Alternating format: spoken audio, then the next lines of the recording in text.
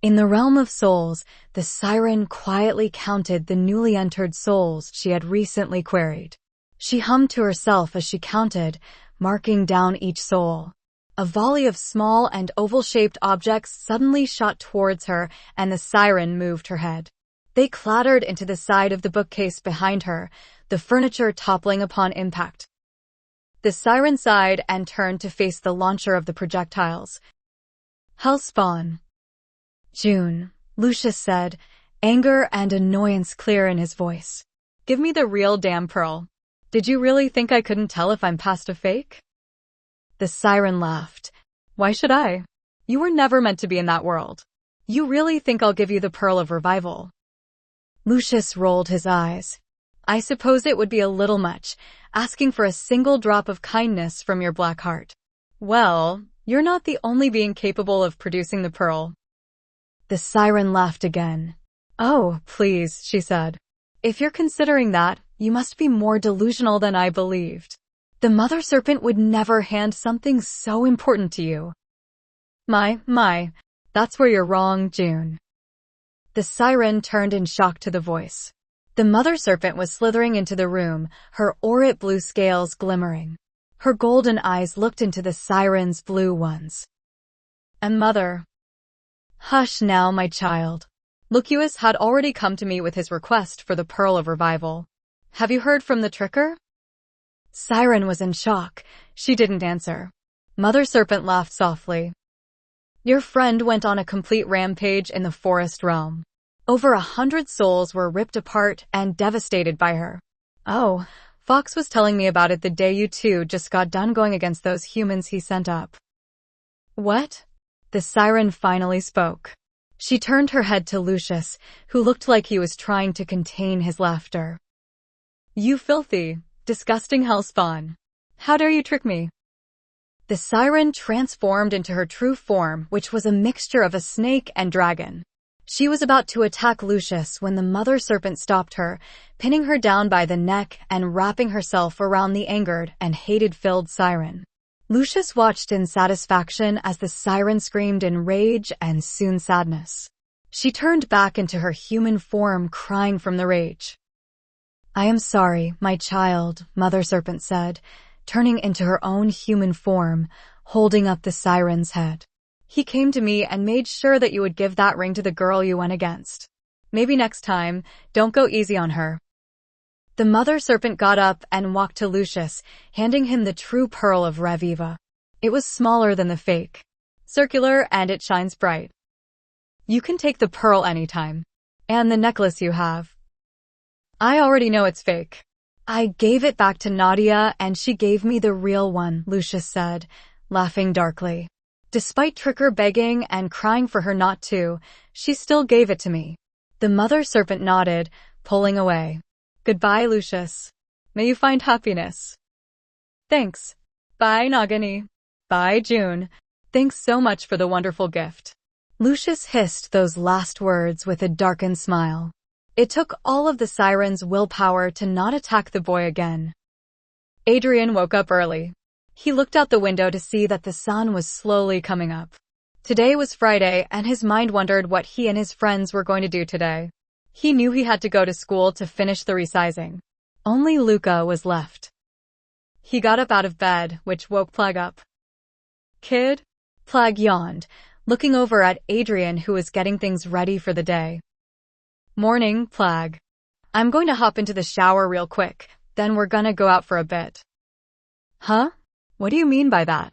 Plague asked, confused. Adrian didn't say anything. He walked into the bathroom. Don't listen to Chloe. We barely have anyone in class anymore. If we do this, if you or Ivan or whoever ends up going with Chloe's plan, they're definitely going to get suspicious. Do you want to be investigated by the school? Marinette demanded. I know it's risky, but... No buts, Mylene. Think about it clearly. Chloe will throw you under the bus without a second's thought. Do you understand me? Mylene was silent for a moment. Why, you're right. That's too big of a risk to make. I'll see you at school, Marinette. Bye. I'll see you there. Bye, Mylene. Marinette ended the call. Marinette, please.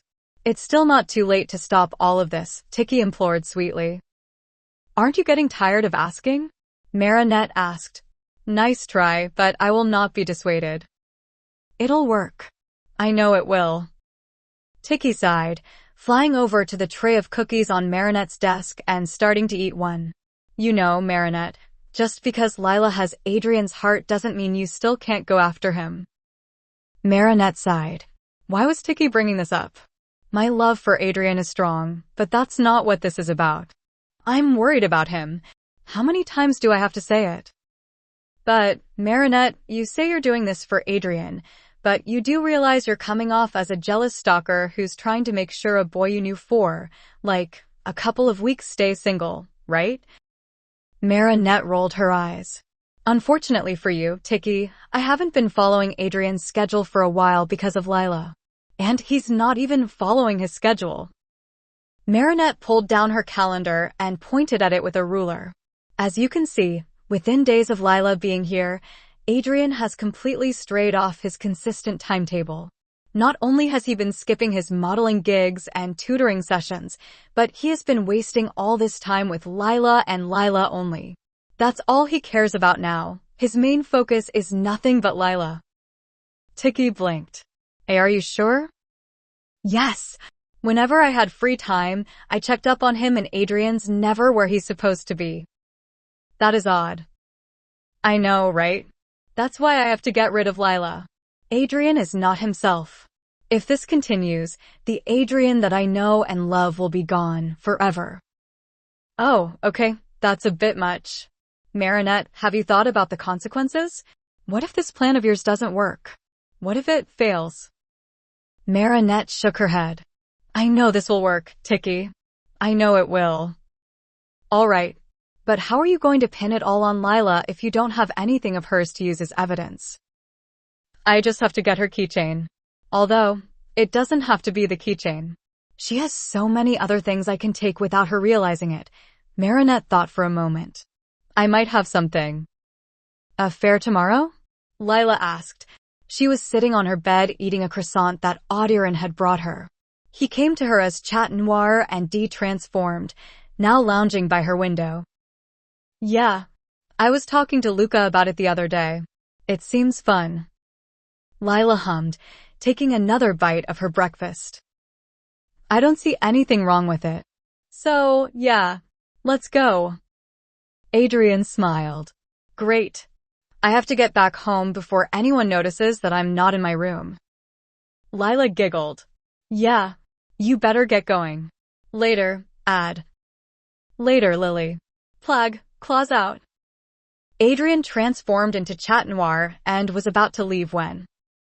Ad, have you thought about changing up your hero outfit? No?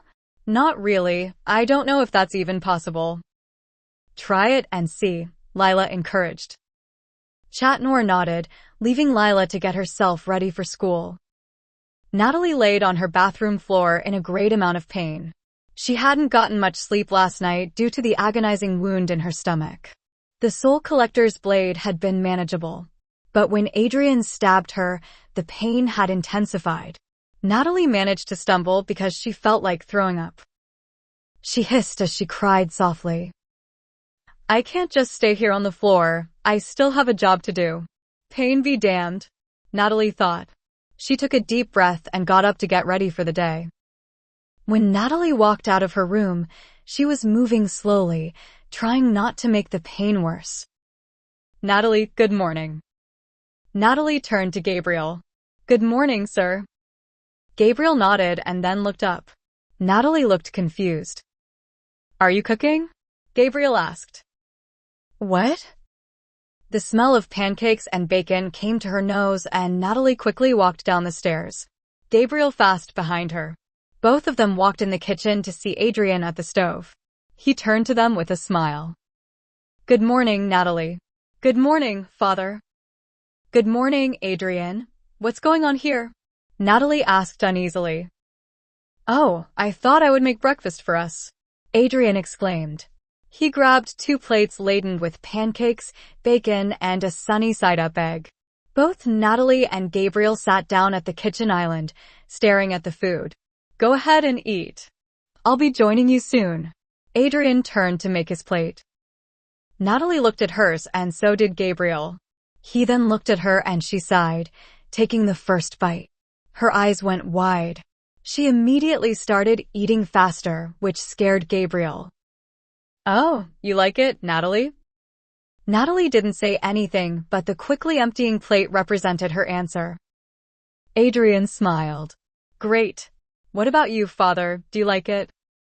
It's good, Gabriel said. He hadn't eaten a single bite. Wonderful. Natalie, we better get going now, huh? Natalie nodded, getting up, cleaning her mouth. Both Adrian and Natalie left the kitchen, leaving Gabriel behind. Luca and Kagami waited by the school for Lila and Adrian. They both decided to talk before they showed up. So the siren gave you that ring? Why? Luca asked. Kagami shrugged her shoulders. I don't know. Maybe because I was brave enough to fight her. Maybe that's it, Luca agreed. How about you? With the trigger? Luca made a face. I lost my sight and hearing and my fingers were bleeding and going numb due to playing the violin. It was not fun, but I got lucky somehow. That sounds painful, Kagami remarked sympathetically. Luca nodded at Kagami's words. Oh, it was. I can't believe we had to do Lucia's dirty work. I mean, I could have gotten gutted. I was only saved because this animal called the mother fox came and deemed me the victor. You're extremely lucky, but why did you come from the ground in the park? I woke up in my bed, granted, feeling like I had water in my lungs. Luca looked at Kagami for a second. I actually don't know. I was on the boat, then in a forest. They could have placed me back where I was, but I was pulled under the ground. Both were lost in thought. Kagami meeting the Lady of Souls was due to opening the book which brought her into their world then deposited back in theirs when Kagami thought she was drowning. For Luca who was buried alive to came back to life, it makes them wonder, why was Lucius unable to do this himself when he had already died? What he told Kagami was that he could do it himself, but going against the tricker wasn't his cup of tea, so was that why he asked her to ask Luca to do so? Although, if he could fight the siren himself, he could have just asked Luca to fight the tricker, and while he tackled the task, what was the point of bringing Kagami into the fray? She didn't have to get involved in this. Kagami looked up from her thoughts when she saw a familiar-looking car pull up. Lila and Adrian got up, Natalie following closely. Hey guys! Adrian exclaimed. He held onto Lila's hand while she waved at them as well. Hey, Luca said. Good morning, my friends, Kagami said. All 5 of them walked into the school, heading up the stairs. To their surprise, Marinette was waiting for them. What do you want, Marinette? Adrian demanded. Nothing. I just want to say that I'm sorry for what happened the other day with Jalika and Rose. I never thought that they would throw paint over Lila. Marinette walked up to them, her eyes landed on Lila and then to her hand which was intertwined with Adrian's. Marinette had to bite back the rage she felt. Is that all? Luca asked, eyeing her. Kagami peered distrustfully at Marinette too. Well, no. Lila. Marinette's bluebell eyes landed back onto Lila's fox-like ones. Yes. Marinette hugged Lila without warning, which caused Adrian, Luca, and Kagami to quickly move to push Marinette off of her. Adrian pulled Lila close to his chest and held her tight while Luca and Kagami stood in front like aggressive guard dogs. Marinette held up her hands. Look, I was. Back the fuck up, Marinette, Luca growled. Do as he says or lose an arm, Kagami hissed. Marinette looked scared. Look, I should have asked before. Marinette. Adrian's voice was cold and filled with rage. Marinette looked at him and backed away. Leave. Now. Marinette quickly left them, moving so fast that she nearly fell down. That was a bit of an overreaction. Guys, Lila said after a moment. Natalie cleared her throat. I don't think so. They were only protecting you, she said. She walked over to the art room door and pushed in the passcode to open it. Now, come inside so I can take you out of school for today. They all nodded, heading in. You got it? Alia asked, and Marinette smiled. She held up her empty palm and then flipped her hand over to reveal that Lila's keychain was cleverly fastened to the back of her fingers. Alia clapped happily. Nice one, girl. Now let's hope that Lila or the others don't notice. Marinette nodded. Okay, the seamstress said. She pulled back from her work. You are now done, young man. Go ahead and take them off so we can have them set for Monday. Luca nodded with a smile, leaving to change out of the clothing. Wow, we got them done so quickly. It only took 3 days, Lila said. Adrian nodded in agreement. Kagami hummed in agreement as well. Now that's done, you guys want to see a movie? Luca asked, coming out of the changing closet with his original clothing on. Yeah, Adrian said happily. He helped Lila up while Kagami got up on her own. All of them walked to the door. Natalie opened it with her keycard, and they walked out, heading to the waiting car. God damn it, Frank exclaimed. Walking into college Françoise Dupont every night since Wednesday, the alarm system had been going off at the same exact time with no end in sight. Frank thought he fixed it many times over, but nothing seemed to work. He went to an area of the school and opened a door, walking in. He went over to the computer and started to mess with it until the alarm was turned off and reset. He sighed. I should probably tell the boss, or shut it off for the night and tomorrow night. Frank thought but decided to keep the alarm on for now and notify his boss first thing tomorrow morning or Monday morning. He soon left the college, heading home. Lila waited for Kagami before they headed to the fair. Kagami had asked Lila to go on a Onion One girl shopping for outfits. Lila had out her sketchbook. She forgot to give it to Kagami yesterday to hand it to whoever was submitting for the fashion contest. Lila looked up and smiled, seeing Kagami's car pull up. The door opened and she climbed in. Good morning, Kagami. Good morning, Lila. Mother, this is my best friend.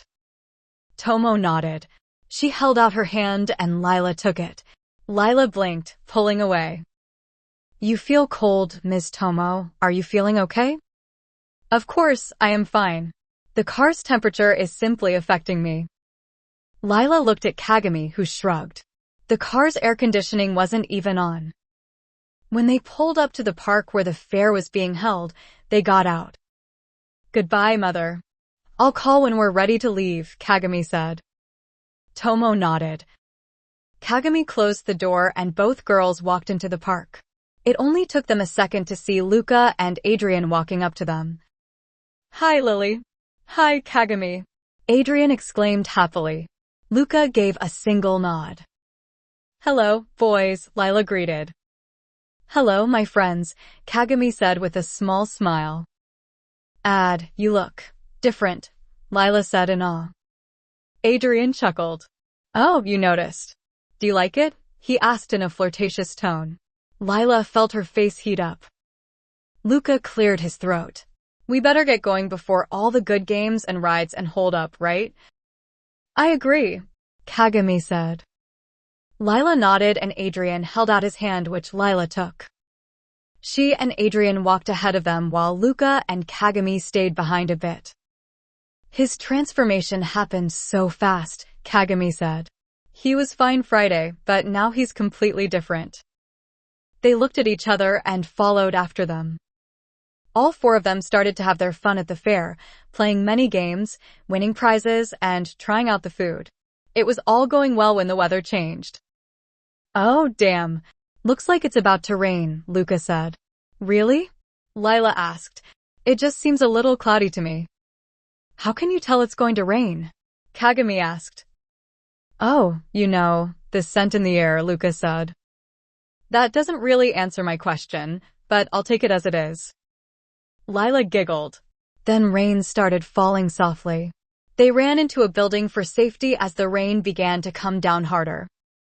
It looks like the angels are crying, Lila said to herself. Angels crying? Luca asked, looking over to Lila. Oh, sorry. It's a phrase of speech. I am just saying that it's raining really, really hard right now. Do you think there's a storm coming? Luca shrugged. Probably. The forecast never said it would rain today. Lila nodded and looked at the sky before them, which was getting darker by the minute. This is weird.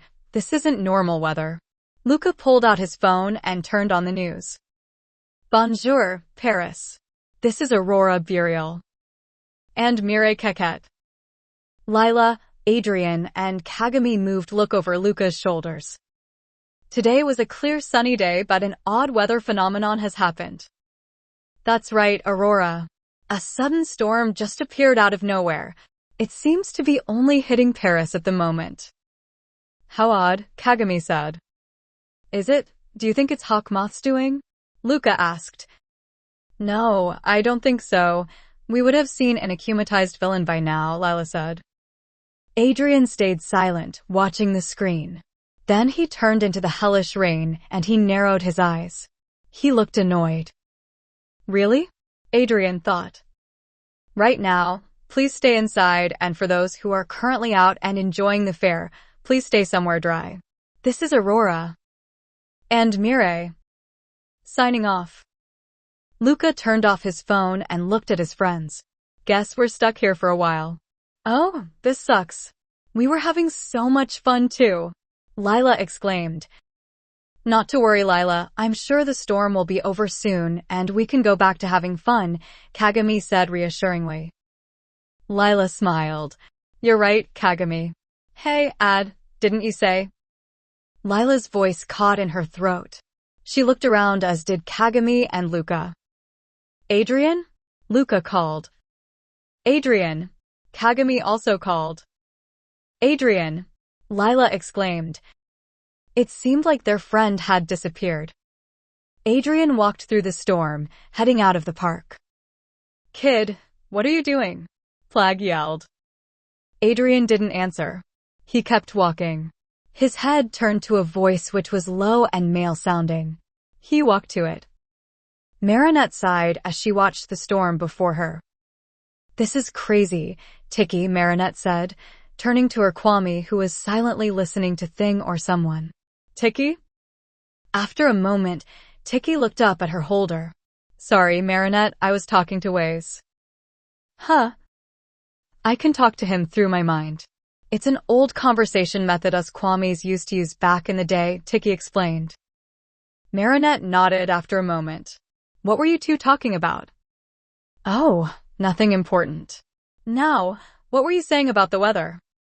It was sunny and clear just a second ago, but now it's all dark and rainy. It's like a storm. Tiki looked out the window with Marinette. Wow, it is crazy. At least we're inside and safe. Marinette nodded. Yes. Her voice died off. Marinette? Tiki, spots on. Adrian walked up to a gate. What the hell? Flag said. Adrian banged on the door, which opened. Adrian walked in. Did Tricker or June put you up to this? Adrian asked, looking up at a figure with long black hair. His bluish pale skin seemed to glow with an unknown light source. His eyes were snake-like and the irises a golden yellow. June, did you make her angry? The man sing-songed. Adrian rolled his eyes. So, why do this? What's her goal in this? The man looked at Adrian for a moment. You're not affected by the water. Have you already taken the pearl? Adrian blinked. Adrian started laughing. She's trying to stop me. Ahahaha. Oh, wow. Yeah, I've already taken the pearl and I'm wearing the necklace right now. So. The man sighed. He pulled out a gong and hit it 3 times. No need for this storm, I guess. Tell me, the rain, what was it supposed to do? The rain might have caused the pearl of revival to break and crumbled if it was left out in it, the man said. I see. But since you already consumed it, there's no need for it to continue. Adrian smiled. Oh, well, better luck next time, right? The man sighed. There will be no next time since you're already starting the process of soul combining. By Monday morning, you'll be a new demonic hell spawn. Calling me that is so rude. But it's true. Later, Weather King. And tell June this for me. Adrian made his hand into a heart. Really? Adrian laughed and left the place. Ladybug looked around for Adrian when the storm suddenly ended. She kept looking until she found Adrian. She jumped down in front of him. Adrian, are you okay? Why were you walking in the storm? Ladybug exclaimed. Adrian blinked at Ladybug. Move, was all he said before walking around her. Hey Adrian. Ladybug called in disbelief. Leave me the fuck alone, Ladybug. Lila told me what you did. Ladybug opened her mouth and closed it. What? She's lying to you. Adrian turned to her. Ladybug noticed that Adrian's appearance had changed. His hair was slightly longer, the golden blonde color had a bit of brown growing outside of his roots, and his one-screen eyes were now two different colors. The original green mixed in with shades of green and brown. He was a bit taller than she remembered, and instead of his classic white jacket and black undershirt, there was a black and red hottie over a white, long-sleeved undershirt. What? Don't act dumb, Adrian said. She told me you tried to get her killed. Just because you're a hero doesn't mean you have a right to hurt her. Ladybug shook her head. And no, you got it all wrong. I was. Shut the fuck up. And fuck off. Adrian left, leaving a very confused and worried Ladybug behind. Adrian! Lila exclaimed. Adrian waved. Where the hell did you go? Yeah, we looked for you everywhere, Luca said. He sounded relieved that Adrian was okay. Don't scare us like that, Kagami added softly. Oh, sorry, guys. It won't happen again, he laughed. Ladybug made it back home inside. Tiki, spots off. Marinette appeared. She was lost in thought. What's going on with Adrian? He doesn't even look like himself anymore. Lila has really changed him. I have to tell Aya about this. She turned to Tiki. Tiki. Marinette's voice died when she saw Tiki's face. It looked like she had seen a ghost. Tiki? Tiki's face snapped onto Marinette's. Oh, I'm fine, Marinette. I'm just going to lay down for a bit. Tiki, wait. What's wrong? Nothing. Please leave me alone. Marinette bit her lip but nodded. Later that night, Ladybug went to Alia's place. Alia opened her window and Marinette appeared before her. Hey, how are you doing? How's Trix? Marinette asked. We're doing good. Trix sure does love grapes, Alia said, looking over at the fox Kwame who was happily eating a grape. Tiki went over to them. Did you see the storm? Girl, yes. It was so crazy. And it just stopped suddenly. It was so weird that I thought it might be Hawk Moth's doing, but I saw Aurora's news channel that it was just a spot of weird weather. I thought of that too. It was weird. But that wasn't even the weirdest part. I saw Adrian walking in that storm and I went to find him. Alia looked shocked. Are you serious? Yes. It was so weird and he looked different too. Alia, his hair was longer, like, to his shoulders. He had brown growing out of his roots. His outfit is different. He's wearing an open hoodie and a long-sleeved shirt. Marinette exclaimed. What? Are you sure? Yes, I saw it with my own eyes. He changed so much because of Lila. Damn, girl. That's not good. As Marinette and Alia talked, Trix listened to Tiki's words. Are you sure? Trix asked. I am positive. Trix looked at Tiki. Why hadn't Plag notified us of these changes? I'm not sure. He can't act like he hadn't noticed them. He's a god, for goodness sake. Trix said. You better let Sass deal with Plag then. Keeping this to himself, shameful. It is quite shameful, but I believe Waze knows as well. Trix eyed Tiki.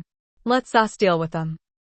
Oh, don't worry, I will let him deal with them, because they don't want to deal with my anger. Plag was in disbelief because of what happened. He noticed Adrian's behavior and notified Fu about it and Waze asked questions about it. But this was different. Could it have happened again?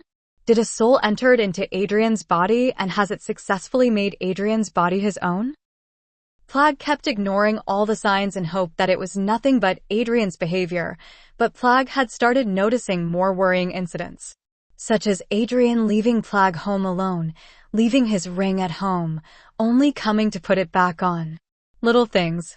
Now he knows why. Who are you? Plag asked. Adrian looked at him and smiled. Adrian. Plag shook his head. No, who are you really? Adrian smiled.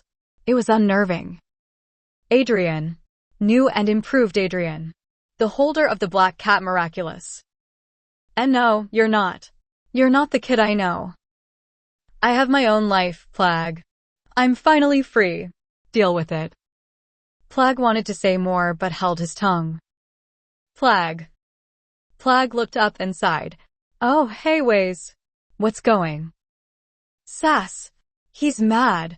Real mad. Waze said quickly. You've got to hide. Whoa. What's going on? Adrian. His new sudden behavior. It happened again and Tiki saw it. She saw it. Oh, come on now, it can't be. Waze cut him off. This is not a joke. Plag, Sass is going to. Waze's voice cut off and was replaced by a new cold voice. Plag. Plag's blood ran cold. Hey, Sass. How's it going? You have a lot of explaining to do. How dare you withhold information from us? Plag gulped. I didn't. You didn't think to let us know. This boy is now compromised. A soul entered his body and you decided not to tell us so we could put a stop to it. Do you remember what happened last time to Waze? If one of us falls into her hands, I'll make sure that the last thing you'll see is my blade going into that head. Hey, I didn't mean to hold it all to myself. I told. Sass cut Plag off sharply like a snakebite. Master Fu, I am fully aware, his knowledge of this, but only his behavior. That's a sign, Plag. There were many signs of her doing. Please, let me explain dash. I will not. Tiki has asked me to deal with the both of you. And I make sure I'll keep my end of the deal. Count your days, Plag, because you have failed us too many times before. No. Wait, Plag exclaimed, out loud, which caught Adrian's attention. Plag, you okay? Plag didn't say anything. Instead, he laid down on his pillow. Adrian was worried but not as worried. He shrugged, going back to what he's doing. Please let me out. Sass. No. You put us all in danger. I'll be dealing with you and that idiot cat. Sass said. The other Kwamis watched on in fear. Please, I was. No. Once Trix is back with us, I cannot let this happen again. You place Trix in danger Ways. And into a child's hands, who, I might add, is trying to get rid of some girl? What is wrong with you? Tiki told her that it was all right. She promised. Sass laughed darkly. To fall for such an obvious like that, Tiki would never allow something like that. Never. Bibi but. Silence that voice, Sass hissed. Waze went silent. He cried. Once Trix is back, yours and Plag's punishment will start. Sass turned away from Waze. The others looked at him and moved away, leaving Waze alone. Marinette was nervous. It was Sunday morning now and she waited all day for tonight. She helped around the bakery to keep herself busy. The day moved so slow to her until the sun finally started to set. The bakery closed and her family had dinner and went to bed. Marinette waited until she got a text from Max. Max, let me know when you want the alarms to go off.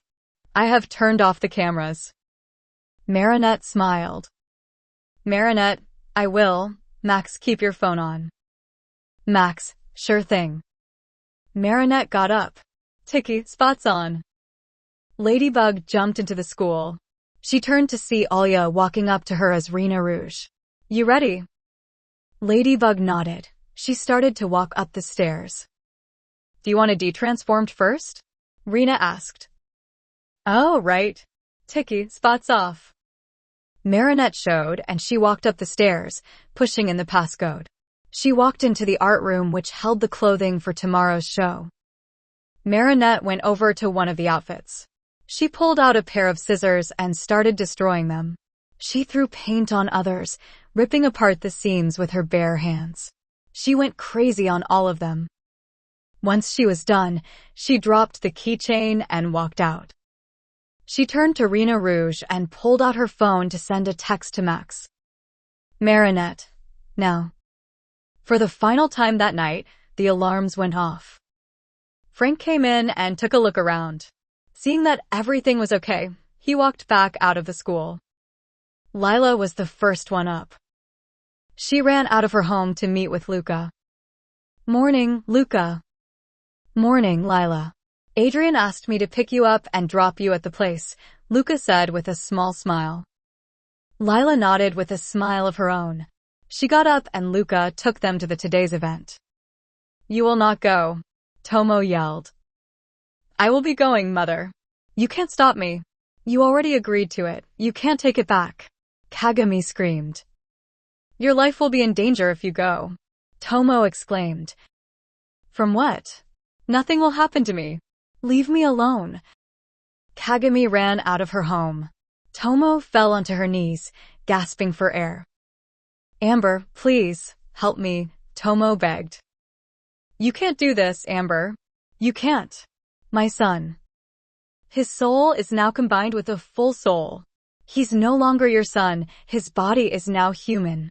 Gabriel didn't place half of his soul in him, so. Emily cried. Please don't send me to hell. You're not going to hell, but you're going into Tomo's body to extend her life.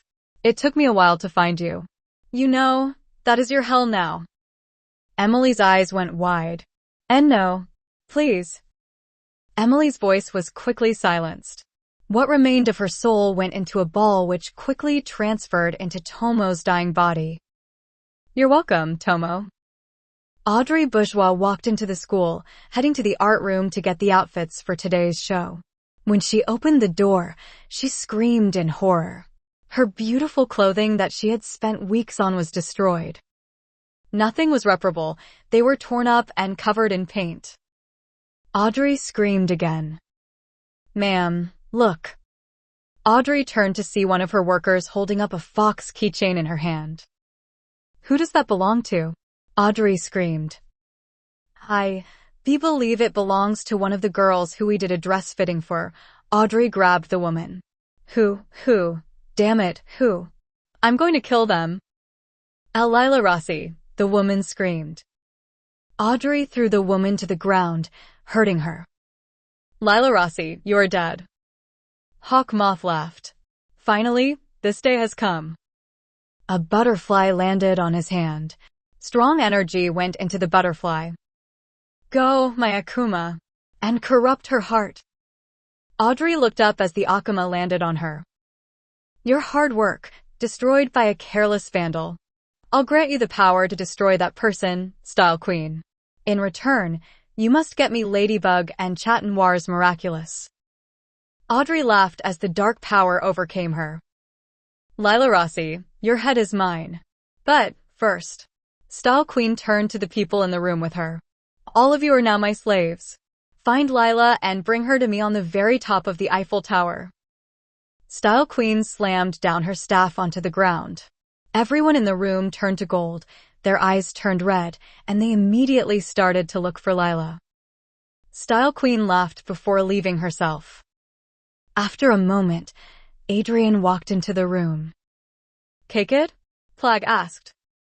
Adrian walked over to an area of the room where a camera was hidden where no one would be able to see.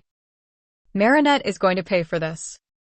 That looks amazing on you, Lila, Luca said. Really? Thanks, Lila said. She was wearing a Chat Noir-themed outfit. It was black and green, puffing around the shoulder area. Around the wrist, she wore a black and green checkered print with a small gold bell. Yeah, I wonder where Kagami and Adrian are, Luca thought out loud. Me too. Maybe we should. The door slammed open and Kagami was standing there. Lila, hide. Huh. Luca got up quickly and pushed Lila into a closet. Luca, help me hold the door back, Kagami called. Luca went over and helped Kagami. Lila could see the door being pushed back by hits that grew stronger and stronger. The door was breaking down. And no, I've got to help them, Lila exclaimed. Not the best idea, Layla. Layla turned to see herself. No, it was Lila, the real Lila. She looked annoyed but not at Layla, at something else. I got you a way out of here. Come on. A door appeared before them. Lila opened it. Go quickly. As soon as she said it, the door broke down and Luca and Kagami screamed in pain. No, guys. Layla screamed. She opened the closet door to find herself on the Eiffel Tower. What? The door that was there was gone. Ladybug is coming with the bee miraculous. She's going to drop it. Pick it up and take the life force from Pollen. Do it quickly, Lila said. She walked away. Ladybug cursed to herself. Her plan worked, but worked too well. She moved quickly to the Eiffel Tower. She hoped that there would be someone there to wear the bee miraculous to stop this mess. She landed, looking around, when she felt something hit her in her side, which caused her to drop the bee miraculous. Ladybug kicked whatever it was on her off. She saw that it was one of the mind-controlled Parisians who had attacked her. Style Queen laughed. Rip her apart. Lila saw the bee miraculous and picked it up quickly, hiding. She opened it and Pollen came out. Hello, Mai. Lila grabbed her tightly. Pollen gasped in shock. Pollen, the Kwame of subjection, my name is Lila.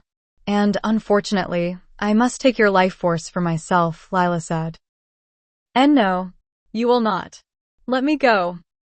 No, Lila took a deep breath and closed her eyes. From the books Amber gave her, she knew she must take the life force from the Kwame into her heart. Empty the mind, open the heart, Lila thought.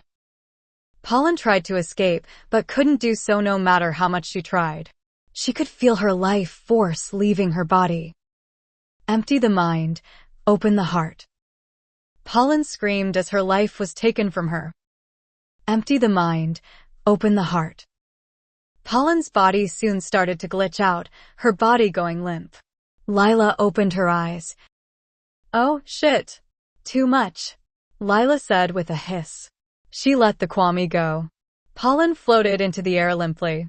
Oh, boy, no, focus, Layla. Now.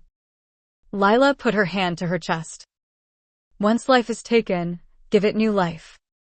A golden glow came from Lila's chest and a small being was being formed. It looked like Pollen but was different. It was a yellow-orange color. It had black arms and legs and wings. Lila's eyes went wide. It was just as she thought of Apollo, her very own Kwame. Once the glow of the light faded, Apollo opened his eyes and yawned. He had one black eye, the other one was a light grayish color.